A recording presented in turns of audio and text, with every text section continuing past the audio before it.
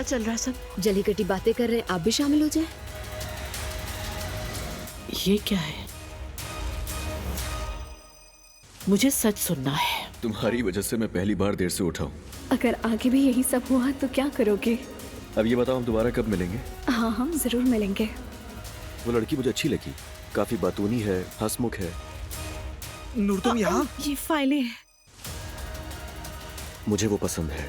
ये तुम क्या कह रही हो अजलान? जाकर रिश्ता मांग लेते। अजलान मेरी साहब का बीवी का दामाद भी है, उसका एक बच्चा भी है। उरूज, इस रिश्ते को अभी खत्म कर दो प्लीज, ये सरासर बेवकूफी है। सच कह रही हूँ, मुझे अजलान पसंद है और मुझे किसी की कोई परवाह नहीं है।